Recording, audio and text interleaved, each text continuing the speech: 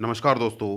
कल महुआ मोइत्रा की सांसदी को रद्द कर दिया गया है दोस्तों। और जो ये मामला इतना उफन रहा है, इसका केवल और केवल एक कारण है। जैसे ही जो 5 राज्यों के विधानसभा चुनाव आए हैं, उसके बाद जिस प्रकार से भारतीय जनता पार्टी ने 3 राज्यों में अपनी सरकार बनाई है, उसके बाद एक तरफा कार्रवाई चल रही है।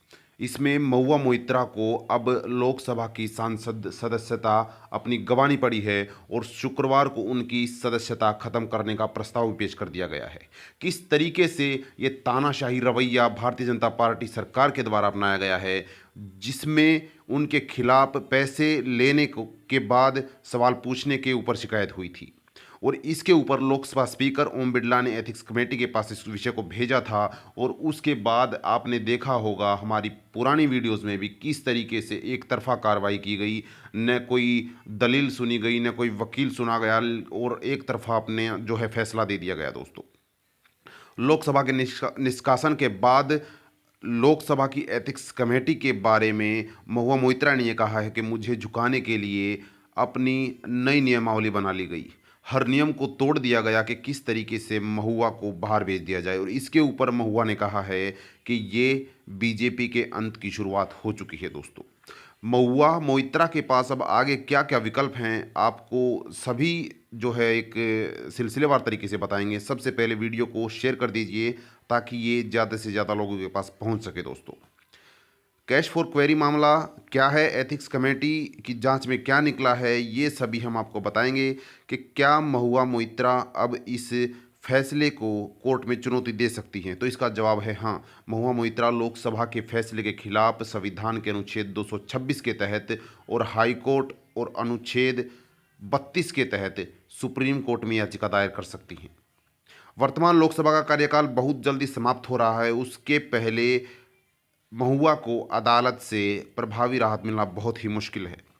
ऐसे मामले संसद और स्पीकर के अधिकारों के दायरे में आते हैं, जो सामान्यतः न्यायालय के अधिकार क्षेत्र से बाहर होते हैं।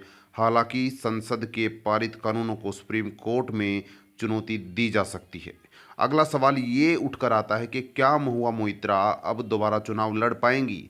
तो इसका भी जवाब यही है कि जी हाँ, अभी भी परिस्थिति के हिसाब से तो महुआ दोबारा चुनाव लड़ सकती हैं, क्योंकि फिलहाल सिर्फ उनकी सदस्यता रद्द की गई है। एथिक्स कमेटी की रिपोर्ट के अनुसार वित्तीय लेन देन के आपराधिक पहलुओं की किसी भी तरीके से कोई भी जांच नहीं हुई है। इससे अगला जो सवाल है कि क्या पैसे लेकर सवाल पूछने के दायरे में और भी सांसद आते हैं। तो इसका भी जवाब यही है कि महुआ के अलावा पहले भी ऐसे कई आरोप कई सांसदों पर लगते रहे हैं, जिन्होंने सवाल पूछने के बदले पैसे लिए हों। महुआ के लिखित जवाब के अनुसार कई अन्य संसद सदस्य भी बाहरी व्यक्तियों की मदद से सवाल पूछते हैं।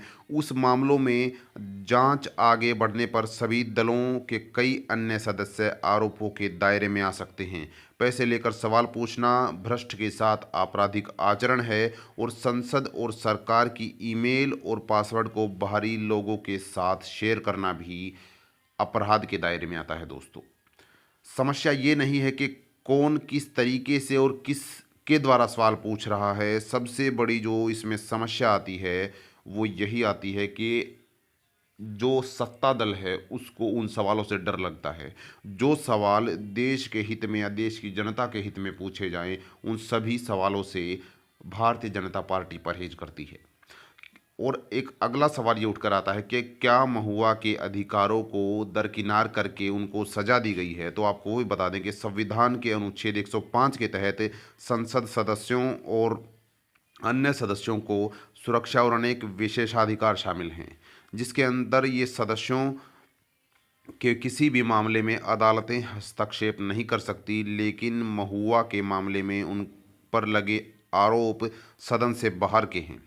और इसमें जो सबसे बड़ा विपक्ष के जो सवाल किए गए हैं उनके बारे में आपको बताते हैं कि महुआ के खिलाफ प्रस्ताव पर सरकार ने जल्दबाजी दिखाई है। ये कहना कांग्रेस सांसद अधीर रंजन चौधरी का। उन्होंने सवाल उठाया कि 400 से अधिक पन्नों की रिपोर्ट को पढ़ने के लिए सिर्फ 2 घंटे दिए गए और इसके जवाब में भारतीय जनता पार्टी की सांसद हिना गावित ने कहा है कि इन 2 घंटों में उन्होंने भी अपनी पूरी रिपोर्ट पढ़ ली है। इसमें लिखा हुआ है कि महुआ ने अपना आईडी और पासवर्ड किसी अन्य आदमी को शेयर किया है और महुआ को संसद में अपना पक्ष रखने का मौका नहीं मिला, ये कहना है टीएमसी सांसद कल्याण बनर्जी का। उन्होंने कहा कि महुआ मोइत्रा पर जो आरोप लगाए गए हैं उनके बारे में उनको बोलने का मौका नहीं दिया गया, जबकि ऐसा बिल्कुल जो नियमों के खिलाफ है, क्योंकि यदि कोई भी आपके सामने किसी भी तरीके से कोई किसी पर आरोप लगते हैं तो कम से कम उसको उस विषय के ऊपर अपनी सफाई रखने का समय जरूर दिया जाना चाहिए। उसके बिना बोले किसी भी अंतिम फैसले पर पहुंचना एक तरफा कार्रवाई का सूचक है। दोस्तों, संसद किसी भी अदालत की तरह फैसला नहीं सुनाती है। जैसे कि कल आपने देखा होगा कि कांग्रेस नेता मनीष तिवारी ने कहा है कि संसद महुआ के मामले में किसी कोर्ट की तरह फैसला सुना रही है, कि एक तरह दलील है न वकील है और सीधा सीधा फैसला सुनाया जा रहा है। इसके ऊपर लोकसभा के जो स्पीकर हैं ओम बिरला, उन्होंने बताया है कि सांसद अपने प्रश्न पहले खुद बनाएं, खुद ही सबमिट करें। यदि कोई दूसरा आपकी जगह ऐसा करता है तो ये सदन की गरिमा के खिलाफ होगा और इसके बचाव के लिए कई सख्त से सख्त कदम उठाने होंगे। इस विषय के ऊपर दोस्तों जो हमने आपको एक बारीकी से सभी जानकारियाँ दी हैं, इसके ऊपर आप अपने विचार हमारे कमेंट सेक्शन में रख सकते हैं। और सबसे पहले आप चैनल सब्सक्राइब कर लीजिए ताकि नई जो भी अपडेट होंगी वो आपको समय से मिलती रहें। एक नई अपडेट के साथ आपके बीच होंगे, तब तक के लिए जय हिंद, जय भारत।